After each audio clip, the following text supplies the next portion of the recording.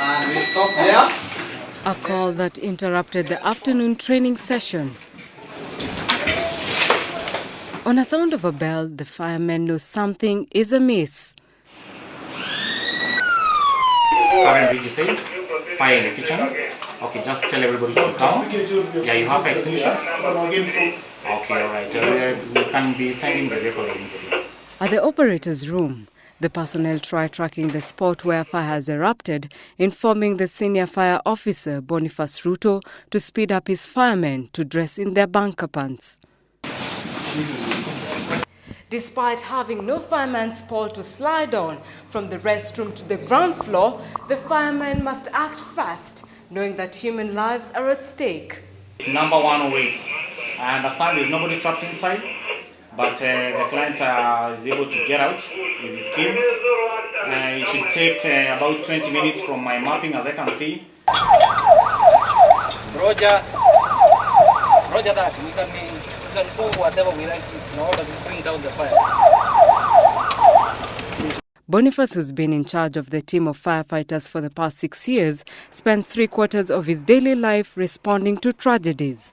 Part of their intense training is how to respond to bells with immediate effect. Now to firemen, we have also a bell. A bell rings, it tells us there's something. There's somewhere life need to be rescued. That's why we are dictated by that bell. And that bells give us going, because also on road, we have to use our sirens to let people give us way to where we are going. In January 2009, a dark cloud fell upon Nairobi city. An inferno gutted down Nakumatt downtown supermarket store, killing more than 40 people. During that time, Boniface, whose rank is that of a senior division officer in the Firefighter Academy, was at the battlefront containing the flames.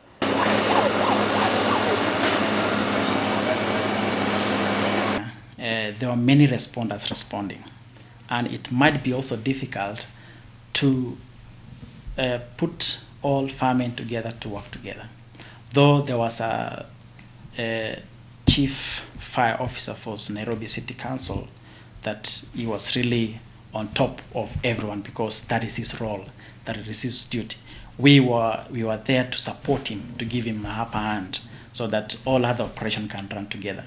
He, together with other firemen's lives, were at the brink while trying to rescue those trapped. Also, there was a collapse of the building, and firemen, some of us were upstairs, some were ground floor, but it was not alarming. No one was hurt.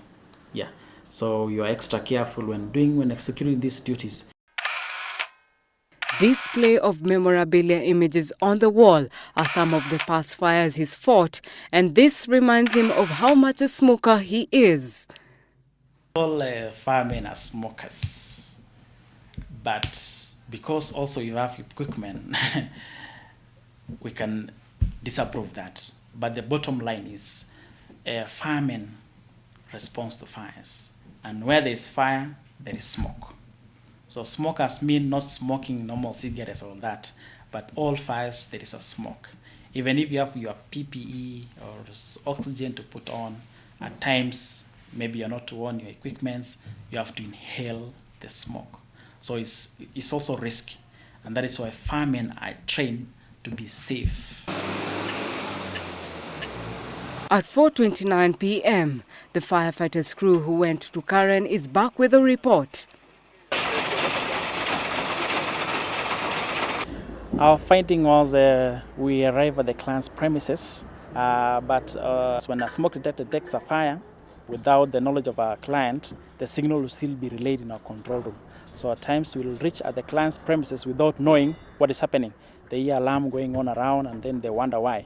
Not knowing it is the alarms that is activated by its own, and we just reaffirm and then confirm the client that this was the fault and all that. And we treat it as a real call. To us, it's a real call.